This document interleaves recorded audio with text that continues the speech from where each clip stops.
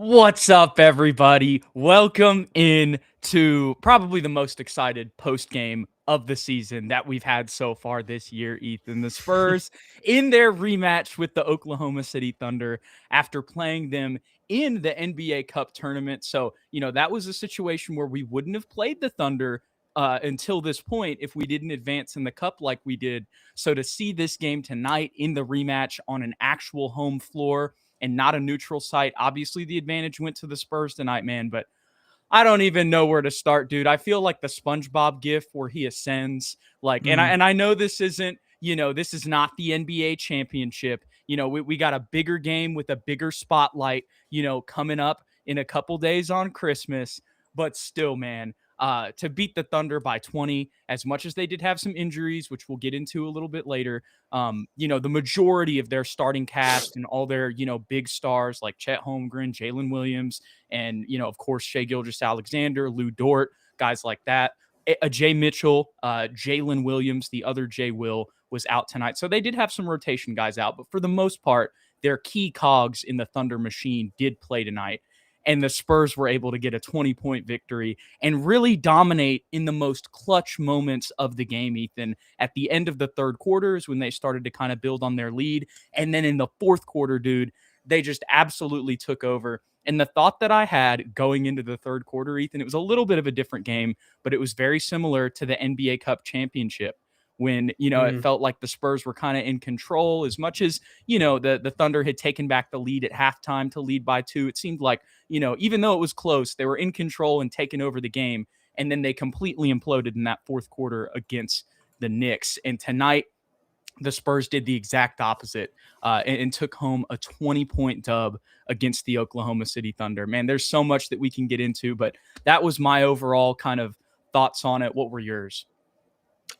Really competitive game, especially in that first half. I was really happy with the way that we played on both sides of the floor. Overarching theme that I'm going to kind of allude back to as we go through this, Jude, is De'Aaron Fox had 6 points and Victor had 12 points on 23 minutes, and we were still able to win by 20 points. And that really just proves how much of an overall team effort this was. It was everybody. You can point to Keldon Johnson with 25 off the bench, Steph with 24. Devin had a nice game with 17, efficient from the field. Harrison with 20. But every single player on the team had a fingerprint in some way on this win. And it felt good. It felt like defensively, this was probably our best performance of the year so far. And when we're playing in transition and with all the momentum on our side, this is the outcome that we can expect. And I was nervous in that third quarter when we were getting started, Jude, because we were down 2, I think, to start the second half. But it was all Spurs from the third quarter forward. It was really, really a great game to watch. Yeah, absolutely. As you can see in those first couple quarters, the Spurs won by just 2, and then the Thunder won by 4 in the second to kind of have the inverse with them having a 2-point lead. And then you see, it really kind of was, again, neck and neck until late in that third quarter, but the Spurs were able to pull away, get that 7-point victory in the third quarter. And then, of course, as you can see, 43-28 in clutch time, man. And like you said, it was with the two, most proven, or the two guys on the team that have been all-stars, didn't have their best offensive game. And granted, with Victor, he kind of chose his shot selection as well. Absolutely. And he's on a minutes restriction off the bench. So, that's key context. Dude, I don't even know where to start with the individuals. I kind of want to stick to like some team things before we get into that, because I feel like I could go for 20 minutes on Keldon Johnson. But here's one thing that I do want to mention. As much as it was a super competitive game, when it was close through the first 3 quarters and really through the first 2 quarters, even when we were down and even when OKC was getting some leads, I really liked how our team defense and how we made them use the shot clock. I don't know if it was 2 or 3 times, but at least 2 times we were able to actually force a shot clock violation. Right. And to do that on this team, like, they were swinging the ball, dude. This is a championship roster. They know ball movement. They're built by Sam Presti. You know what I mean? Which is us. So I was very impressed with a lot of our defensive possessions, and that was even with Wemby not on the floor, just our rotations. And don't get me wrong, kind of that theme that we've been talking about all year where sometimes that last rotation can leave an open three-point shooter. We saw that with guys like Lou Dort multiple times, and that'll be even more of a problem, as they get some of their guys back on Christmas. But still, dude, I was really happy with the rotations and the defensive intensity and the intensity on our rotations with the Thunder's like very high ball speed. Yeah, I thought Isaiah Hartenstein for OKC played pretty solid, despite only having 8 points and 12 rebounds. That was good, but I liked their defensive scheme, Jude. How you're alluding to, we kind of Shea Gilgeous is going to do what he does, right? 33 points, 14 of 22. That's what he does. Only hit the 1 3, but we threw multiple bodies at him, and I think we live with Lou Dort hitting 5 threes. Like if that's Right. our defensive scheme is to let Lou Dort beat you and give a couple floaters to Isaiah Hartenstein, I'm completely game. But I thought our perimeter defense on guys like J Dub, and then the bench players, of course, was phenomenal. And then also to play defense without fouling was tremendous. I know there will be some OKC fans in here that say Right. that they deserve more calls, and maybe so.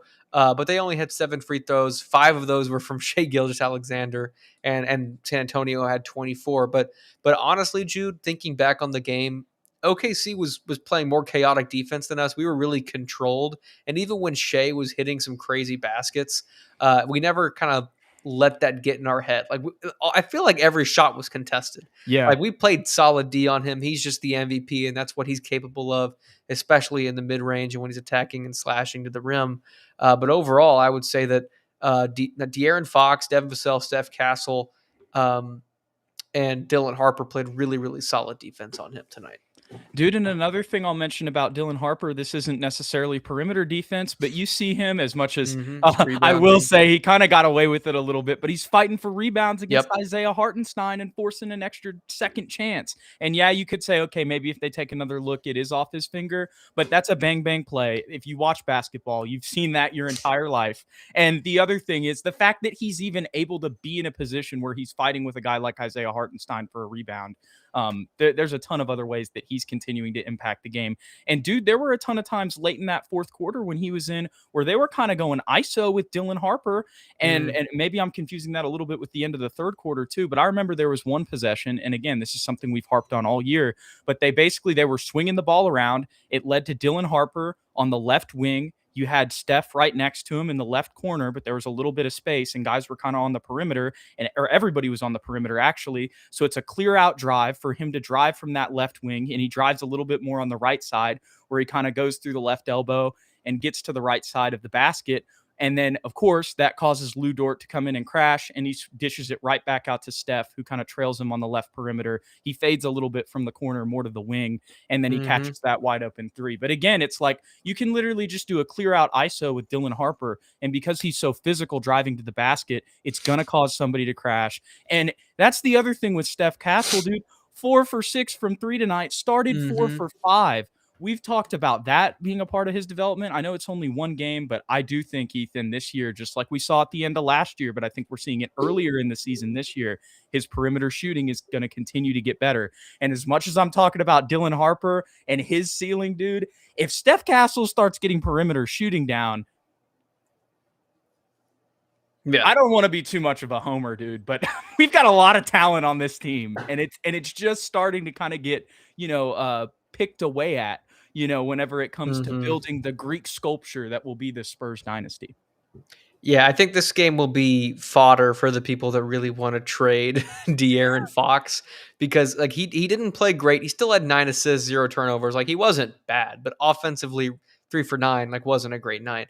But Steph Castle and Dylan Harper, dude, they are so freaking good. And really in that third quarter and fourth quarter when we started really taking our run to OKC, it felt like they were the catalyst. Like obviously Wemby was huge to kind of propel the momentum in that, keep the momentum in that first half and push the momentum in the second half. But those two guys single-handedly, how many assists did Steph have?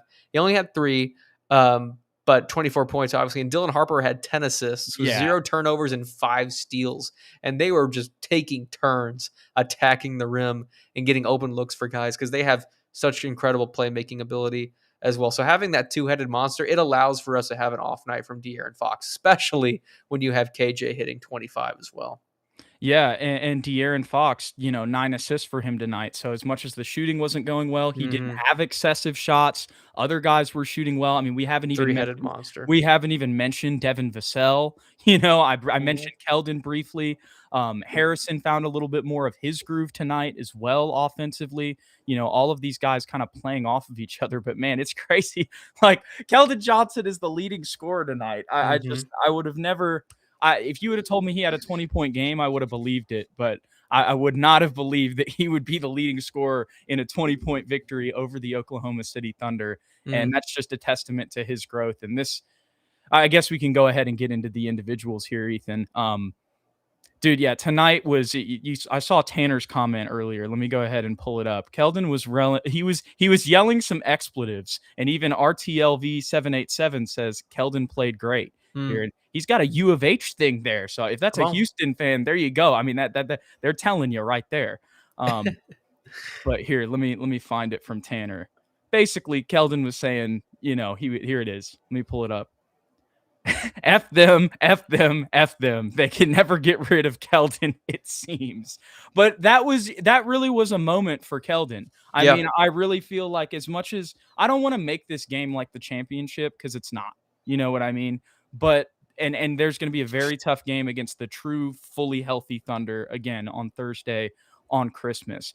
But this really was a very symbolic game for the Spurs. It showed you that the first game, wasn't a fluke. And then two, that when they come play them on their home court, they can pull away in the clutch. Like it was symbolic in a lot of moments, not just from how the Knicks game went, but for Keldon specifically, to get back to him, dude, he's just taken so much crap from the fan base, and not just the fan base, but everybody, you know what I mean, around the league for years, and this I feel like was just, hey, in a big time game against the defending championship team, I can go off on the bench, and I can be the leading scorer still and make an impact in a win. I don't just score empty 25-point games. You know what I mean? And Mm-hmm. this is like for every person who is out there who maybe was still, I don't think there's really a ton of Spurs fans who were super out on Keldon at this point with how he's played so far. But this was really like the nail in the head. Like, he is a valuable player. He became he has the third most games in Spurs history with 20 plus points off the bench. Number 1 and 2 are Manu Ginobili and Patty Mills. So that's the company that Mm-hmm. Keldon Johnson put himself in tonight. Again, this is not a championship. The game on Thursday is going to be a lot tougher, not just because the Spurs are on the road, but because, again, there's going to be a full rotation for the Oklahoma City Thunder. But yeah, man, Keldon, shout out to Keldon, dude. I'm just so happy for him after we've been doing this podcast for 4 years, man. Yeah, we've really grown up as a podcast alongside Keldon Johnson, dude. And I think we were probably the last two remaining Spurs, if you want to call us media members, or at least, people, personalities on social media and on YouTube, that were like, we were consistent with Keldon Johnson being important to this team. And I agree with the up there. His defense has been improving. I think we saw that in tonight's game. Now, I don't think he's going to get 25 every single night, but this year has meant so much to Keldon Johnson. And I think you can clearly tell now that he's found his role that he's comfortable in, he is without a doubt somebody that you cannot go without. I think he has solidified with this first half of the year, solidified his place here in San Antonio. And even if you hate the guy, even if you still can't stand his game for whatever reason, I think maybe you're just not watching the games. But even if that's the case, you have to admit that this story for him, where his career started in San Antonio, where it is today, has been unbelievable. Because he's had to endure some terrible moments, not only like probably as an individual player, but also just losing as a franchise for as long as that we did. And then the ups and downs with him as an individual player, and then now here he is today. Like it's fantastic. And I don't know which comment it was, but I love that Keldon feeds off the energy that the rest of the team just hates OKC. And I think No. it starts with Victor. Let's be honest. He has some personal beef Yeah. with Chet Holmgren, and that's where it grows. And Keldon, like, if you watch his pregame rituals, Jude, and I know you do, or he is just screaming in that pregame huddle, punching guys in the chest, and just constantly keeping that energy up. Yeah, like I think I don't know if he hates them, but he's definitely buying into the Victor beef and kind of trying to like level up that sort of energy that we play this team with. Well, and when you throw on the fact that they're the defending champions, like Mhm. that's another reason to just, I mean, it's not, I was going to say David versus Goliath, and it's not that at all because this was the 1 versus the 2 seed in the Right. West. We just still feel like we're David. You Right. know what I mean? Absolutely. Because of all of the years that we've gone through. Um, so yeah, man, I think Keldon was kind of the epitome of that tonight. But to get into some other guys, we can talk about Devin Vassell as well, because those guys have kind of been paired together Mhm. for years. And dude, for me, I mean, I don't see any steals and blocks on Devin Vassell's box score here, but he definitely got his hands, in passing lanes, created some tip passes in this one. I think one of those actually, it was almost close to being a turnover, but then it ended up going back to OKC. But still, his on ball defense, like we talked about, the overall team defense, he was a part of that in trailing guys on rotations and just, staying on top of them. Again, SGA is going to get his to an extent, but I saw him, on him just, having ball pressure and stuff like that much better than Mhm. years past that I've seen, possessions of SGA and Devin Vassell, because we have seen that for the past 2 years, when the Thunder have kind of semi been on this level. But just timely shots, dude. And again, improved individual and team defense. This is a perfect game from Devin Vassell, in my opinion, dude. Statistically, this is exactly the level of impact that I want and expect from him on every given night. And I just want to echo what you said defensively. That I feel so confident when he's defending the on ball guy this season. And when we first drafted him, that's what we thought he would be, right? 3 and D, and Mhm. that D would be his specialty. Yep. I think that tailed off when you had when his role slightly changed to be more so a scorer.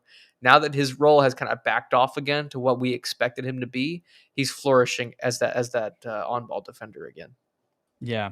Yeah. I think you really summed it up perfectly there. And I think his offensive game is really he's just found his rhythm Yeah. of when to be an off ball guy. And then sometimes, you see 3 of his threes or 3 of his shots that he made tonight are threes. The other 3 are within the 2 point or the 3 point line. Can't believe I was forgetting that. Um, but those little in between jumpers that he had kind of at the top of the key, or excuse me, at the free throw line. I'm getting my terminology mixed up. It's been a long day. I actually worked today and it was super busy because, it's Christmas Eve. But, anyways, side note with that, the point is those shots that Devin got, where he's kind of coming off of screens in traffic, finding that free throw line little jumper at the elbow, just kind of in that mid Hmm. range. He's found his game, is really what I'm trying to say. And you're seeing it consistently. And maybe sometimes the efficiency isn't always consistent, but the shots that he's kind of taking and where he looks for his shots is consistent. And that, I think, just can allow it makes everything else it a lot easier Hmm. for everything else and the execution to happen a little bit more often when your role's not being jumbled, from game to game. Absolutely. I think my favorite Devon shot moving forward is the he takes a three, goes back iron, and it's like a long Oh rebound. Then he yeah. gets it again and takes it. Like that second three is always good from Devin. It's like he always knows, like, oh, okay, just a little bit less, and he looks a lot more confident from deep recently. Yeah, and that's the other thing too that I've noticed with Devin is I don't think the misses affect him as much either. No, And we don't need him to be they like a mean less. 50% shooter either. With the way that the team's playing this year, but Yep. to get off of Dev, let's talk some Stephon Castle, man. We touched on him a little bit earlier. If you look at kind of the rest of the box score for him, it's not the craziest night, but again, we needed him to drive to the basket and we needed him to snipe off the ball and get to Hmm. the free throw line. He was perfect at the free throw line. I would argue, this is one of his best perimeter shooting catch and shoot games of his career. And then Hmm. on top of that, you still saw the drives to the basket that were timely late in the game as well. Someone said it earlier, Jude, and it's Steph Castle and it's Dylan Harper being the Slash brothers that put Hartenstein and Lou Dort in uncomfortable situations where they have to foul, and getting them in foul trouble eliminates their physicality defensively. That's so true. And I know Steph only had three shots within the 3 point line, but those 6 free throws just continuing to be that hammer for us of pounding the paint, getting 2 feet in the paint. That is still his most valuable trait. And if he's gonna start being 4 for 6 from three, there's no stopping him. Yeah, Tanner brings up, is Steph the strongest guard in the NBA? And as much Mm, as, that could also be another Spurs homer comment, dude, if you want to say he's not right now, he could very well even be next year. mm, But regardless, the bigger point I was getting to, at some point in his career, I think that's going to happen because you even saw that tonight against SGA, when he had the ball in his hands at times. He was taking it to him, you know. mm-hmm. And not to say he was guarded by SGA every possession, but just the fact that Stephon Castle can kind of give him a little bit of a running back, shoulder bump going to the rim, that just lets OKC know how we're going to play tonight. You know what I'm saying? And that even just little things like that can set the tone for the game. Absolutely.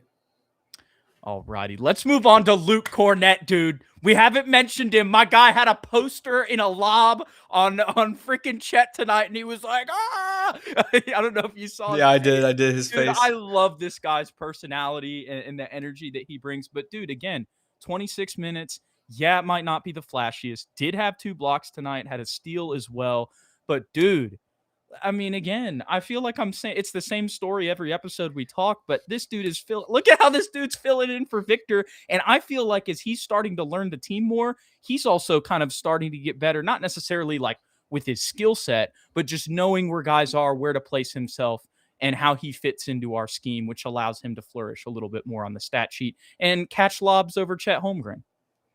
Yeah, the scariest part to me, Jude, I mean, you said it best. He is exactly, every night, he's exactly what we want him to be and more. But I think he's just now starting to figure out how to pass. Because typically he's not hitting guys backdoor, but he had 3 assists tonight. And he's figuring out, like you said, where guys like the ball in specific moments. And I think he passed a little bit too much tonight. I think he passed up a couple of easy shots down low when OKC went small on him. But yeah, just continue to play this way. Be a physical deterrent in the paint. Like I have no notes for Luke Kornet ever. Yeah, dude. I don't know how else to say it, but when he had the dunk Yeah. on Chet, after we had already seen some moments in the first game, where Wemby was able to get some blocks on Chet in some one-on-one situations. Oh man, that just got the crowd hyped up even more. And let's talk about that, dude. We're kind of feeling the energy tonight. I'm sure one of the reasons that the game was packed out like it was is we're 2 days away from Christmas. So, a lot of families in town. So this was the perfect opportunity to go to the game because it's not actually on Christmas. Mm-hmm. As much as the Christmas games always sell out, it's just a little bit easier, on Christmas Eve. This would be the day to do it if I had some family in town.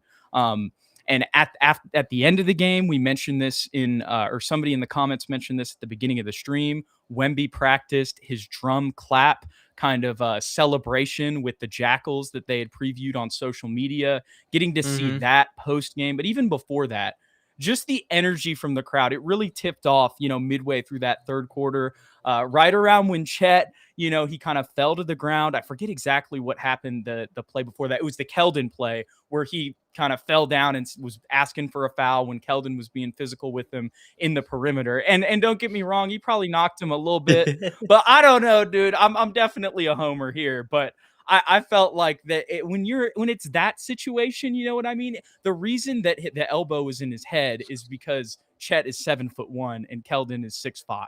You know what I mean? Like Yep. he wasn't intentionally elbowing him. And they were being physical all night. And again, like you said earlier, I get OKC fans coming in here and being like, look at how many free throws you guys had compared to us. And we were on the road. But at the same time, I'm like, okay, how many free throws has SGA got for literally the past 2 seasons? So, I Yeah. mean, I feel you, but also like, if you're on podcast, I'm just kind of putting my hands in the air there. Mm. But yeah, man, I kind of lost my train of thought there. I know I was talking about SGA and foul calls. Yeah. Well, I think just to finish your point, even if you even out our free throw numbers with OKC's, we still win the game. So it wasn't about free throws. It was about a whole lot more than that. I think who were we talking about just now? Were we talking about a player? I was talking about Luke Kornet. And no, I was getting to the crowd. That's what it Yes, the was. I crowd. was just Correct. whenever that happened, whenever the KJ foul thing happened and Chet fell to the ground on the next play and they called a foul when it was obviously him just kind of falling to the ground. And then Wemby was like, no, that's not a foul. Even though it was a foul, it was like the crowd didn't accept it. And just Yep. from that moment on, the energy was just turned. And I haven't when's the last time? I know the Spurs have been good all year, Ethan, but when's the last time you feel like you've watched a game with that type of energy? I mean, it's got to be like, is it Kawhi or is it, no, it's probably not Kawhi. I would say like 2019. That's what I'm thinking. Yeah, I was thinking back to probably the playoff series Spurs Denver, that first round series that went 7 games where Derek White was going nuts with DeMar. That's probably the last time we felt that level of energy. But that's been 6 years now, so it's been a long time. There you go. Yeah, I can't believe I almost forgot about D White, who's been balling lately. By the Yes, way, I put him shout out. Speaking of which, after this game, just go vote for all of the Spurs for the All-Star break. And we're for the All-Star break, the All-Star game. And on the East side, make sure to include our guy Derek White. absolutely. But yeah, when he had that 37-point game, I think that was actually in Denver. Now that I think about it, I think that game was on the road. It was in Denver, yep. Yeah, Because that, yeah. that was also the same game that Lonnie almost baptized the entire team. Remember that dunk with the with the Lonnie, with the bench reactions with Paul yo, Millsap? Lonnie died for this, man. He did. A lot of people died for this to happen, Jude. Let's be honest. You're so right. You're so right. But to get back into some of the individuals, Harrison Barnes, man, I would still say that it feels like from three, the shot doesn't look exactly like it was, you know what I mean, kind of before the tournament, but Mhm. still went 2 for 4 tonight. That's a plus. And the other thing I really like that I've noticed with him is again, when he's even though he hit more threes tonight, he noticed, when he knows the shot isn't going perfect, just go inside and those pump fakes kind of in the restricted area. He really knows how to contort himself down there and just he takes smart shots. You know what I mean? And it was a quiet 20 for him tonight, but it was an important 20. Yeah, I don't know if I want him to be a scorer every single night, but let's not forget that's what Harrison Barnes used to be in not necessarily in Golden State, but Dallas and Sacramento early on. Like he can get a bucket in the mid range. He's got a little bit of old school Rudy Gay in him. So I'm glad it feels like he's starting to utilize that skill set a little bit more since he kind of tailed off from three during the in season tournament, Jude. Yeah, 100%. So was very happy to see his contributions tonight. And then we can talk about Victor. Dude, here's one thing. If there's one negative from tonight, Victor's block streak ended. Yeah. Tough. But you know what? I'm fine with it. Yeah, if it was worth this, and I think Wemby was completely fine with it too. What were your thoughts on his performance tonight? I think that his impact was greater than the box score. Yeah, dude. I think that pretty much summarizes Victor's impact right there. Is like the box score is decent considering he only had 23 minutes tonight, but still like not a crazy Victor night. But when you think about when you watched the game, when he came onto the floor, the momentum completely shifted in our favor. Like I think it was pretty much back and forth in that first half, especially in terms of momentum. OKC Spurs, OKC Spurs. He completely flipped it in favor of the Spurs. And I think defensively, especially, is where we felt that impact as being a paint deterrent and really forcing OKC to shoot perimeter shots and settle. Like he eliminated Chet Holmgren. Like Chet started off really solid. I think he had quick 4 points to start the game. Mm-hmm. Victor came in, completely shut him down. And from that point forward, Chet was not the same guy. He completely lost all confidence. So I think that pretty much summarizes old boy for sure. Yeah. I think you hit on a lot of good points there. And again, like I said, it may not be the loudest game for Victor on the stat sheet. And I know you could say literally every game, especially when you talk about Victor's defensive impact and just, the terror he causes for some guys driving to the rim and, just the impact that he has on guys choosing not to take shots when in any other game they probably would continue to take them. But still, even offensively tonight, like again, the step back, the 1-3 he hit was very momentous, timely, and just kind of, I don't know if that was necessarily the dagger, but it was a huge shot that definitely felt like it, was like, hey, the Spurs are really taking control of the game right here. Right. I agree. Julian Champagnie, Ethan, not the greatest shooting night from our guy, but hey, 10 boards tonight, had a steal and a block. Offensively, this is why we compare him to Danny Green. Yep. But I'm glad. I love to see the 10 boards tonight from Julian, the leading rebounder on the team. Solid defense too. I think I forgot to mention him when I was talking about our perimeter defenders, and he had a lot of moments defending Shea Gilgeous. And again, I know Shea still had a Shea game, but Julian, I thought, had some pretty solid defense. Had that one bonehead turnover early. Also, didn't go after a rebound that was right in front of him at one point. But otherwise, 10 boards from your kind of guard slash wing is nothing to turn your nose up at.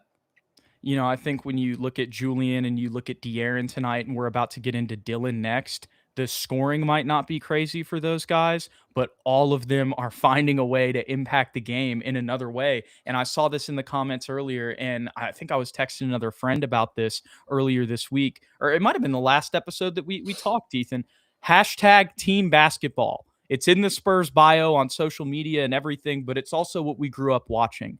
And that's what this is. Wemby doesn't have a crazy game. De'Aaron Fox doesn't have a crazy game. Julian Champagnie, sometimes we've seen him, go for close to 20 points this year. His shot's not falling, but he has 10 boards. And then let's go down to Dylan Harper, who we've seen have 28-6 games earlier this year. And it's not even that he didn't shoot bad. He just knew how to attack the game tonight. 2 for 3, great efficient shooting, but 10 assists and 5 steals. And again, I mentioned also him fighting for boards, forcing a second chance matched up with Isaiah Hartenstein. Again, he's 19. Yeah. Tremendous two-way player. I didn't think he would be this good at defense right off the bat, Jude. He has proven me wrong. The 5 steals, obviously steals aren't everything when it comes to defense. He still is a very physical point guard. He can guard pretty much 1 through 3 in this league. I think he's proving that again tonight. I love that he only took 3 shots because he didn't need to take any more, like you said. Not to continually bring this guy up, Jude, but he always reminds me of Manu Ginobili. Every single night, the way he finishes with both hands, he's so elusive and his finesse moves are insane. I get so much Manu watching him, Jude. Well, we've been talking about that kind of, I think even preseason, we were talking about that a little bit, but I think one of the Wizards games that we just saw, those last 2 games in between the cup game that we watched last, there was a side-by-side that they did of Dylan and Manu's dribble drives, from the wing, from the perimeter. And a lot of times to split defenders, or even if it's not splitting defenders, but just kind of if they're driving through traffic, they'll kind of dribble the ball a little bit further ahead of themselves, you know what I mean, than they normally would, kind of putting it in harm's way. But they're both so athletic and 6'6" that they can get to the ball in time. And then it's by that point, the defenders are trying to crash and they've got an open lane to the rim to, finish with a layup or a dunk or whatever. And when you see those side by side, back to back, when they played them on TV, it's okay, no, we're not just fantasizing. We're not just making this up. We're not just saying this because we're Spurs fans and we want him to be this guy. He really looks like him. There's a lot of different similar traits. As much as you can, I totally get somebody saying that Dylan Harper has an even higher ceiling than Manu Ginobili. And I know that's crazy to say with Manu being a Hall of Famer, but y'all who are watching, y'all get what I'm saying there. But dude, again, the other thing, when it goes back to those side-by-sides, they mentioned after that, they show a quote from Dylan Harper in those Wizards games. And he says, in the offseason, Manu is who I talked with the most. I really picked his brain and we just kind of naturally kind of connected. And I think it's because they attack the rim very similarly. They're tenacious. You know what I mean? Like I said, I feel like Harper, I don't want to be disrespectful to Manu, but it's Harper has he has so much more potential. But dude, he's already there, but there's a lot of similarities in their game. I feel like they view the game the same way and they attack it in similar ways. Yeah, dude, he's just so crafty. I think back to the moment in this game where I thought he was going to put up some crazy layup, and instead he somehow contorted his body and just launched a right-handed pass into the left corner to Keldon. Perfect pass. And there was a foul, so Keldon's shot didn't count. But I was like, how the hell did he see that? That's so Manu-esque to just pass along the baseline like that.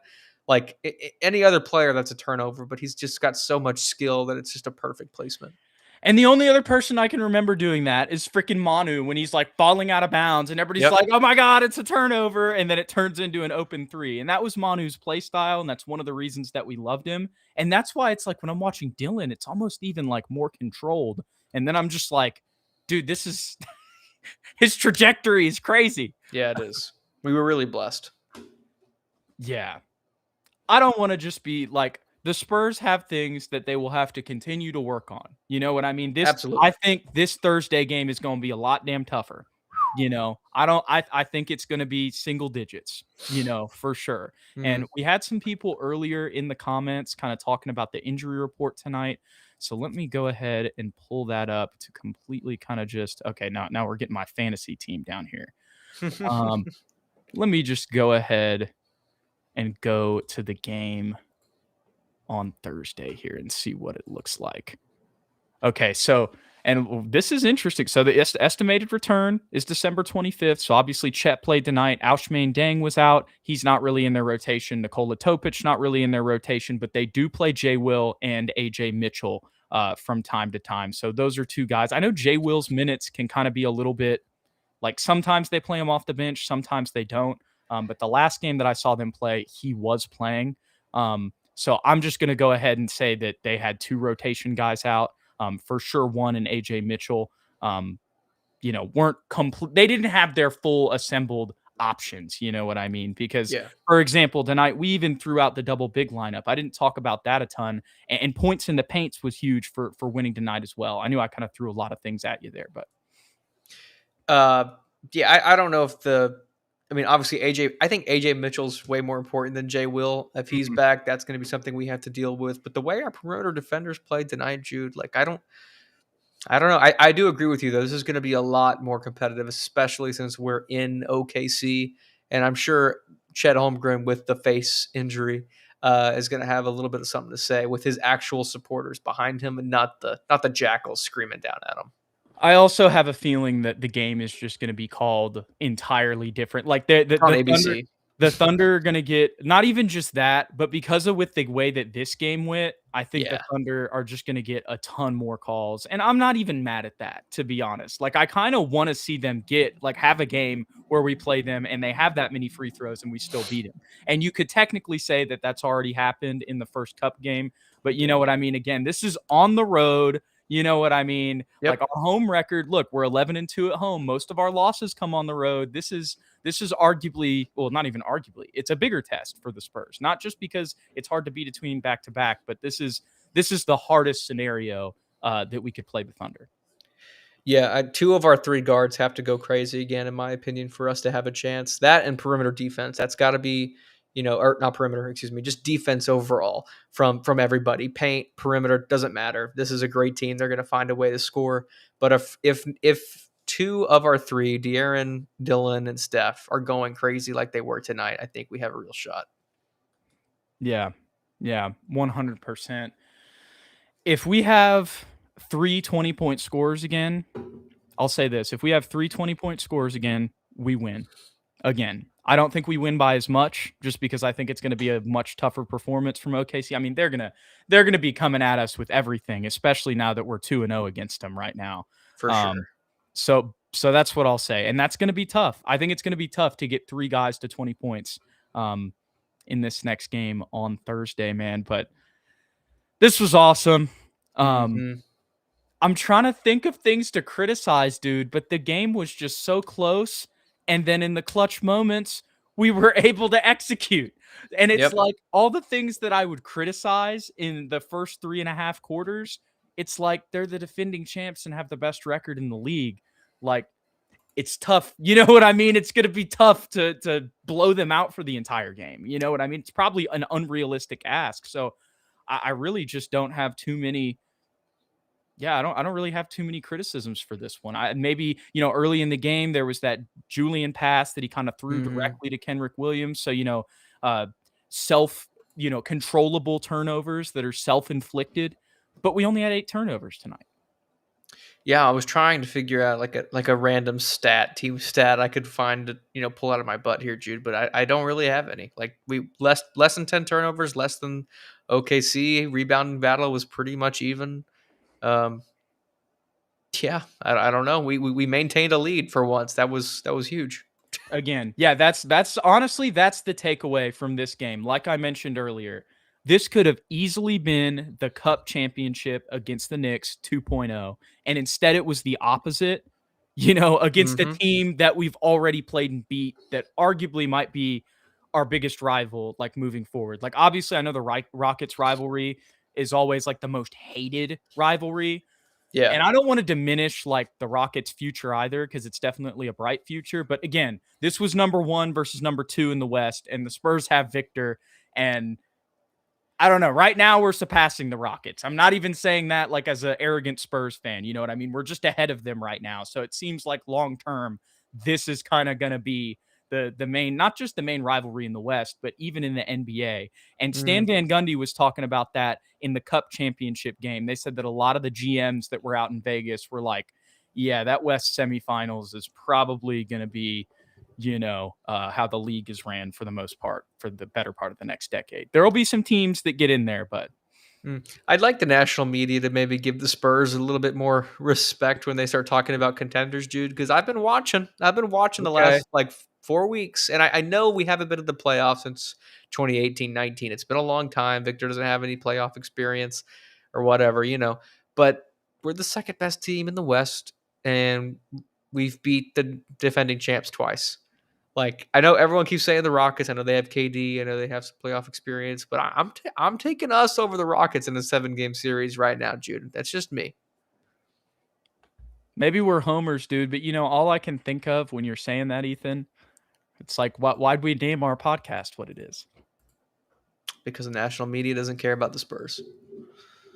And that we got Wemby, and they're still talking about other people, dude. We just beat the defending champs twice in a row. We're gonna have to win a playoff series before they start caring about us, Jude. I can respect that. Honestly, as much as you say that, I'm like, you know what? I actually can't get mad at that. Yeah, that's fine. We appreciate all of you guys hanging out with us tonight. We hope you guys have a Merry Christmas if that's what you celebrate. Regardless, we hope you have a great holiday season. If you want to stay updated with the show, don't forget to follow us on X or Twitter at SSPN on YT, at Jude McLaren, and at Ethan_Quintero. And if you enjoyed tonight's show, don't forget to hit that like and that subscribe button below. And if you'd like to get some SSPN Fiesta merch, the Spurs were rocking the Fiestas. I forgot to mention that. We beat them on Fiesta night, Ethan. Let's freaking go. Go ahead and check out our merch. You can scan the QR code here, or you can go to the link in the description. We appreciate you guys. We will catch you guys sometime next week. It's going to be a little bit of an interesting schedule moving forward just because it's the holidays and the New Year's. We got family obligations and stuff like that. But turn on that notification bell. Just check out the channel, and we'll be around usually at least once a week to get you guys something going on. So go Spurs, go. Y'all have a happy holidays. We'll catch y'all in the next one.